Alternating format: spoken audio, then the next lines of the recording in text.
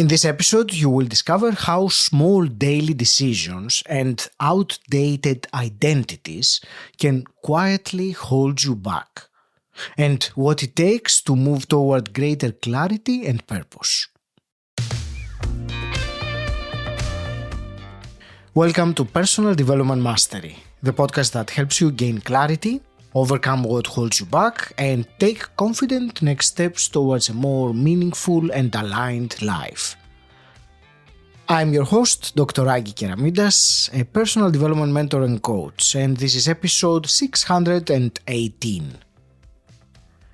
If you are looking to navigate life transitions with greater clarity and create lasting change through everyday choices, this conversation explores how letting go of outdated identities and embracing small decisions can transform your life. If you're questioning what's next in your life or career, or want to become more intentional in the decisions you make every day, then this episode is for you. Before we start, if you would like to find clearer direction and take confident next steps towards a life more meaningful and aligned, I offer one-to-one coaching to support you on your journey. To learn more, visit personaldevelopmentmasterypodcast.com/mentor. The link is in the episode description. Now let's begin. Today my guest is Scholz. Chip, you are an executive coach, author, and storyteller who explores how people grow and change. Through your work, you help people navigate transition, rethink their identity, and pay closer attention to the quieter moments that shape a life. Chip, welcome to the show. It's a real pleasure to speak with you. Thank you. I am so glad to be here. I'm very glad that you are here, and I will say to the listener straight away that, we will talk and you will discover how small decisions have immense power and how to let go of some outdated identities so we can move through transition with more clarity. So that's, Chip, in a nutshell, what I would like to, explore with you.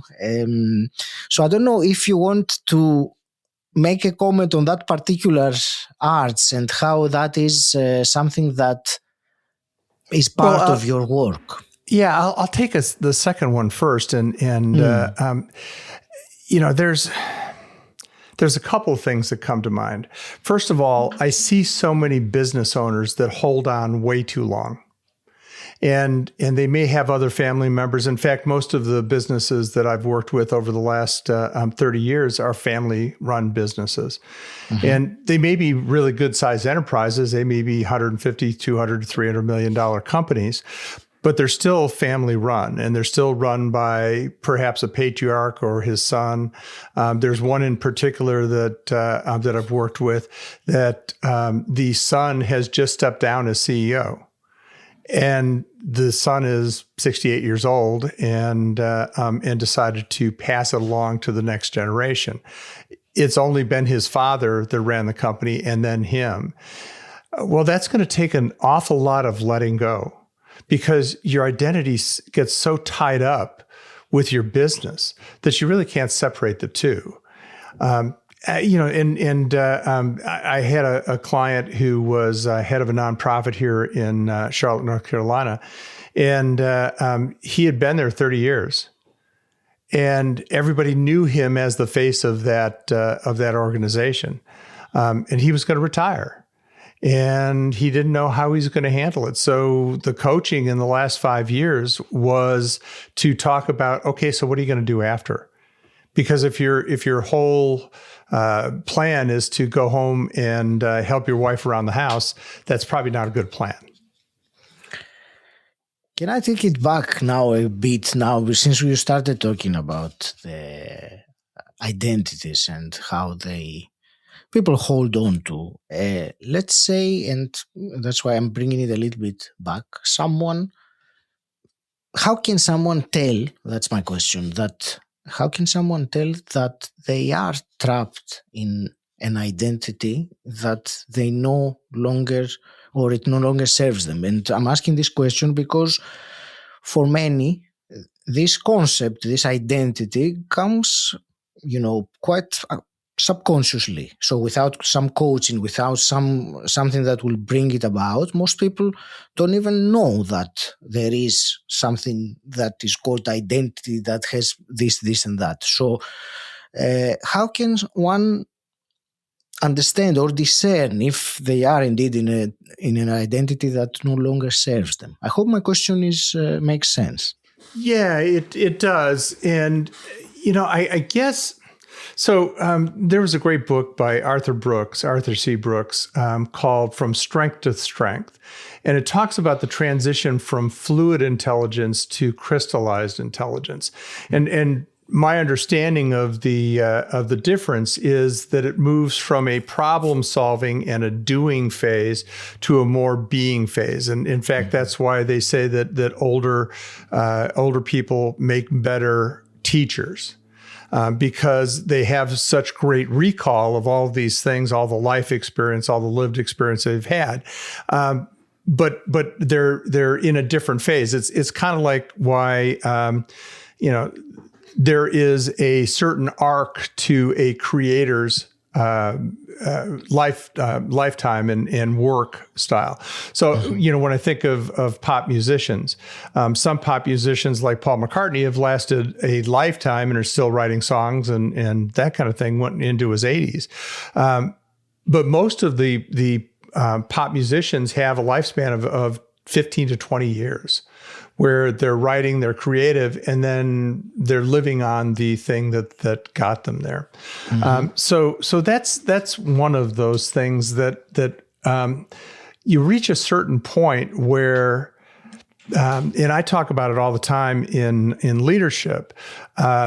We move from a way of doing to a way of being, and what I'm talking about there is, look, we are rewarded our whole life for what we do, right? In school, getting good grades, in our professions, for making so much money, or we're rewarded for that, mm-hmm. and we're lauded for that, and society sees that as a positive outcome. Well, sometimes, especially as you move up in an organization or you move up in your life, it has to be you've become something else. And that's the identity shift is when you go from being an engineer to being a leader. Now, you can be a leader of engineers, but it doesn't mean that you have to get into all of the project work and all of the things that got you there. But you've got to let go of that. And the really successful ones, the successful leaders, are the ones that have let go. In my life, it was moving from working my butt off, traveling 200 nights a year, being on airplanes all the time, executive platinum on whatever airline that I was flying, and all of a sudden that didn't work.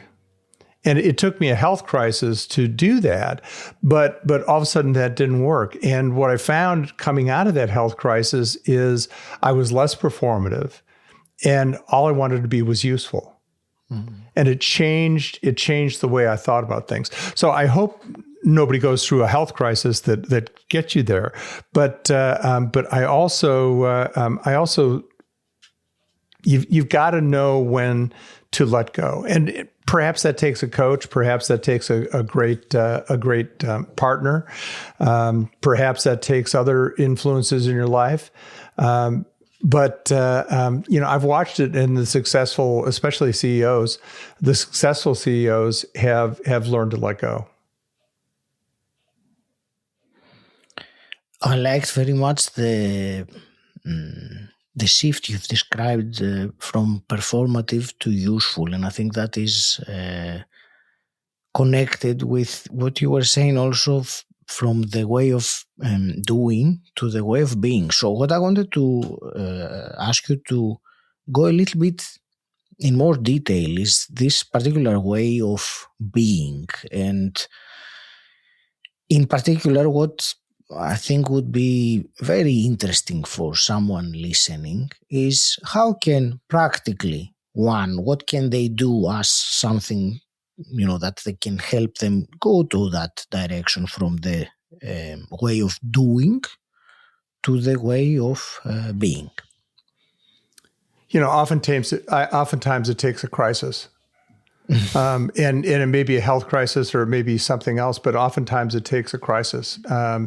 There's another book called it's called The Second Mountain by David Brooks, and it talks about the two mountains we climb. The first mountain is about fame and money and all that kind of stuff, and then there's a crisis, and you end up in the valley. And the second climb is about meaning and purpose. I have a good friend that he's a good friend just met. He's a podcast host, and he and I have just hit it off and gotten to know a little bit about our stories. And he is on that second mountain climb towards meaning and purpose. And so he has now dedicated his life to helping midlife men become better at what they are and become more useful and to find that meaning and purpose that goes beyond all of the money and all of the fame and all of that kind of stuff. So like I said, a lot of times it takes a crisis.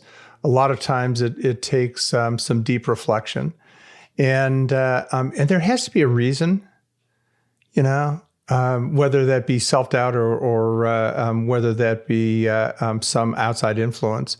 There has to be a reason to push you there. I don't know if we are all that self-aware to be able to make that decision for ourselves. I wish we were. I very much doubt it.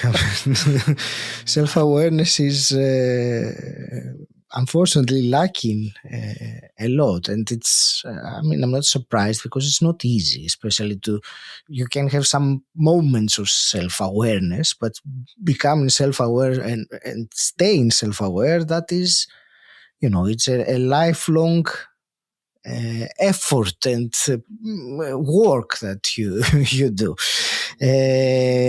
Well, Aggie, let me just say one thing. Are you aware of the term emotional literacy? Yes.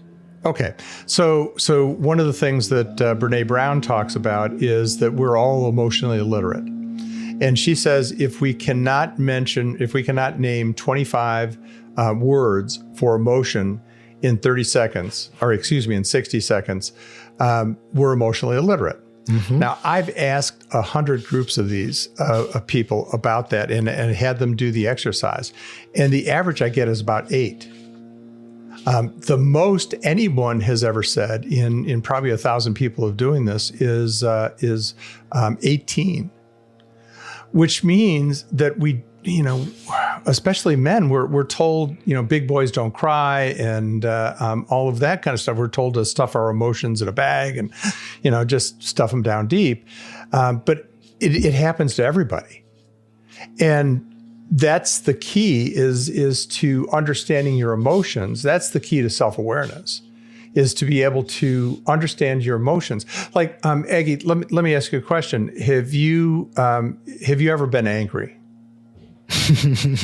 How did you guess? Yes, okay. Of course I have. Okay, so what does angry feel like to you?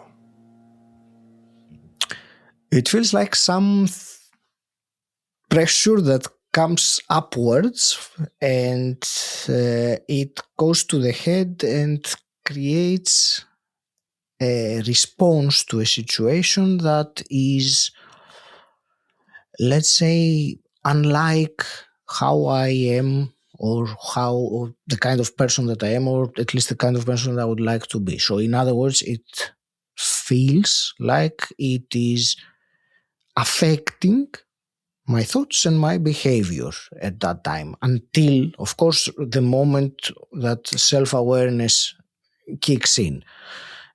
It might be quickly or it might be later on. Eventually it will kick in. But that's my answer to what you're asking me. Yeah. And so what happens is, first of all, it takes you about 4 hours to come down. And that's highly predictive. It takes about 4 hours. That's why when you're in a argument with a partner, and we call it a discussion around our house, but it's certainly might be even a fight, that 4 hours later you think to yourself, geez, I shouldn't have said, or geez, I wish I said.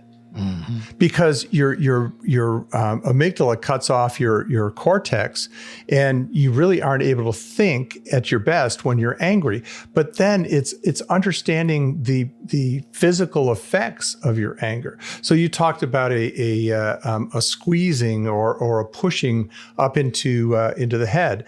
Well, there's an exercise that I do where I ask people to close their eyes and to tell me what part of the body they feel the emotion in. Tell me what color it is, what shape it is, what texture it is, etc. And everybody that I worked with is able to do that. Well, then the next step is to say, okay, so what does joy feel like? And where do you feel it in your body? And what does sadness feel like? And what does despair feel like? And what does contempt feel like? And what does disgust feel like? I mean, there are 672 words for emotion in the English language. And by the way, 70% of them are negative. Interesting. Yeah, which is, we think more about what's going to go wrong than what's going to go right?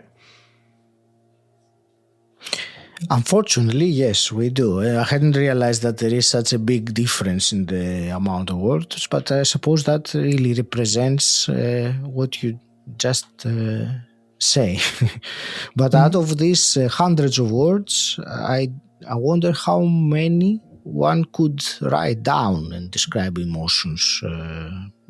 You were mentioning it earlier. Yep. And I'm not that good at it either, but we run out of names for emotion. We run out of names for what we feel. But the important thing is to understand and be self-aware enough to know what we're feeling. And look, when something is not going right. And it may be just a subtle change, but it's that understanding of what that subtle change is in the atmosphere and in yourself that helps you to move on to that next experience, that next life. You have to make an adjustment. Mm-hmm. I will reiterate, because I think it's very useful what you just said about the exercise. At least that's how I perceived it, the exercise of feeling its emotion, because it's a great practice, and because it allows you to do some self-inquiry, and these answers might not readily come. They come when you start looking. Chip, I will switch gears a bit now. I mentioned earlier on in the introduction that I would like to speak to and hear your thoughts on what you say about the power of small decisions, versus the big ones. So guide us through your understanding of that, so we can pick it from there. Well, I'll preface it by saying that even as logical as we think we are, we still make emotional decisions. Mm-hmm. And if you take a look at the work of Amos Tversky and Danny Kahneman, who founded the field of behavioral economics, what they sought to describe are all of the biases that we hold, that are emotional decisions that pass off as logic.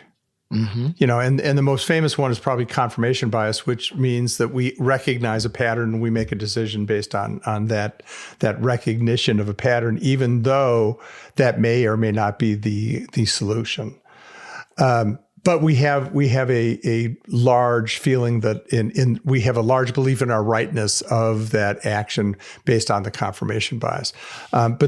So when we're talking about decisions, are we making decisions on the best possible for the best possible outcome, or are we making decisions based on some biases that we have?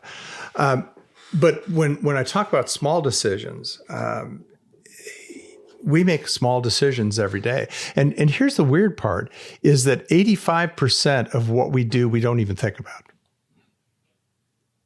The way we brush our teeth, the way we comb our hair or lack of it, the way we take care of our beard, the way that we put on our clothes and button our shirts and all of that, we don't even think about it anymore. And it's not until you have some kind of an event, like I had shoulder surgery on my right shoulder, and so I couldn't use my right arm for about like 3 or 4 weeks. Well, I'm right-handed, and all of a sudden having to use your left hand is just not a very comfortable thing. But it's just you've got to make those small decisions every day. So if you want to quit smoking, I don't know if you've ever smoked. I did at one time, but if you want to quit smoking, you've got to make a small decision every day. And the small decision every day is to not light up. And, it even is a small decision after a meal when you really want one, or when you've had a stressful day and you really want one. It's a small decision. After the health crisis, I lost 110 pounds, and you have to make that small decision every day. So you may, it may be in the context of the bigger shifts that you're looking for, but you still have to make those small decisions. Years ago, in 98, I got laid off from a job, and we decided to start over and move from Los Angeles to North Carolina, which is like total culture shock and very strange to do.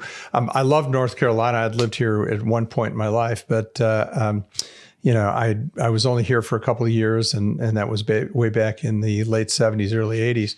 And so we decided to move back, and it's 1,001 small decisions.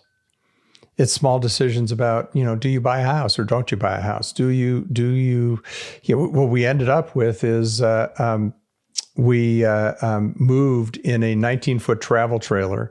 We spent a month and a half on the road coming from Los Angeles to North Carolina, to Charlotte.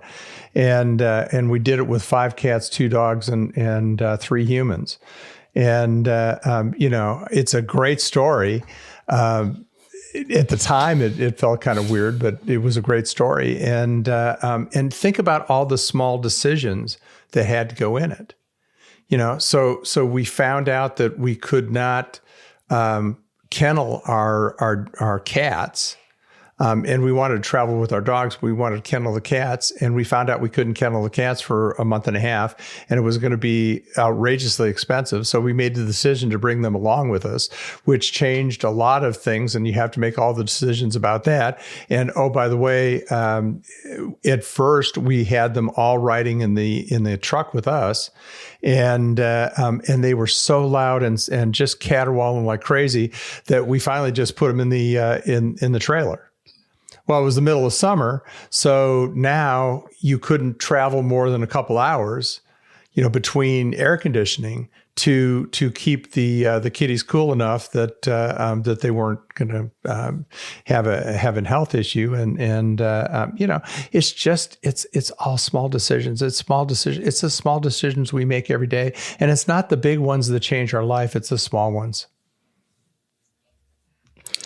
Indeed, and you were saying about smoking earlier, and I will use that also as my example because with the small decisions, once you do them consistently, then there is momentum that happens, and momentum brings compounding afterwards. So, for your example of smoking, when you take the small decision not to light up one day and then the next day, eventually you don't even have to take that small decision because it is completely out of your system because of the momentum and everything that has happened. And I am very much personally aware of that because I grew up in Greece. So, in late 70s, early 80s, smoking was very normal in Greece. I mean, I remember as a child, as a kid, I remember my parents after dinner both lighting up on the dinner table. It was completely normal at that time. So I picked it up myself after when I got, 17 or so, or 18. So I do remember what you said about the power of decision. So anyway, I have personal experience of that and how the keeping on taking that decision in this particular example of that, or when you want to develop any new habit or lose weight or become healthier, the more you take the same decision, the same simple decision, the easier it gets. And eventually you don't even have to worry about the decision. Yeah, and it doesn't even have to be a personal. It can be a work thing. It's a small decision whether you have integrity or not. Whether you decide to, hold to your ethics or your morals or not. It's there are all kinds of small decisions that we make in the moment that have a great effect on our lives. And I think I will again bring back the self-awareness that we were talking about, because in order to take that small decision, the right one, the one that deep down that it is the right decision, you have to have the self-awareness when you are making it and not allow the habitual, the autopilot, if you want, the response to take over.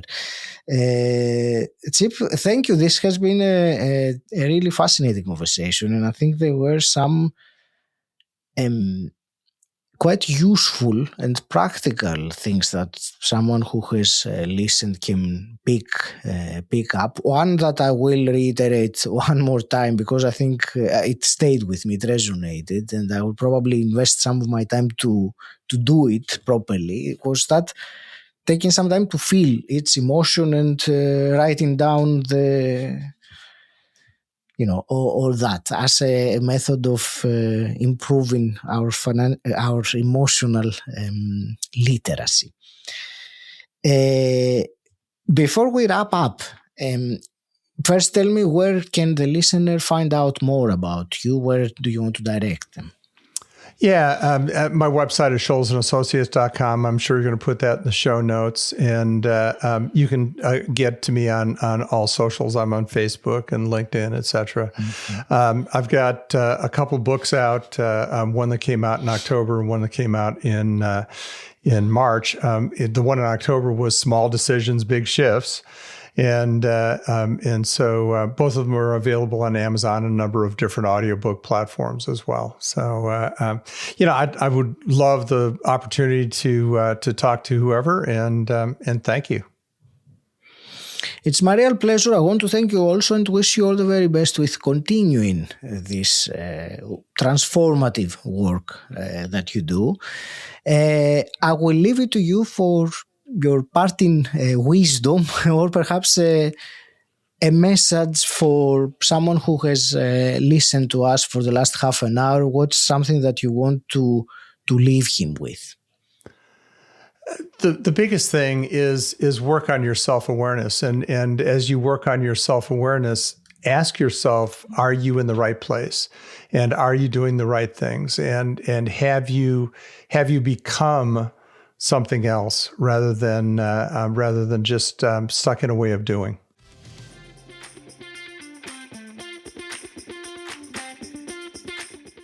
Thank you for listening to this conversation with Chip Scholz. I hope it has given you a new perspective on the power of small decisions and the importance of self-awareness. One practical action tip to remember from today is to choose one small decision each day that aligns with the person you want to become. Rather than waiting for a life-changing moment, focus on one consistent action and notice how these small choices gradually create lasting change. Join us every Monday for in-depth conversations and every Thursday for shorter solo episodes with insights and tools you can use. If you would like to find clearer direction and take confident next steps towards a life more meaningful and aligned, I offer one-to-one coaching to support you on your journey. To learn more, visit personaldevelopmentmasterypodcast.com/mentor.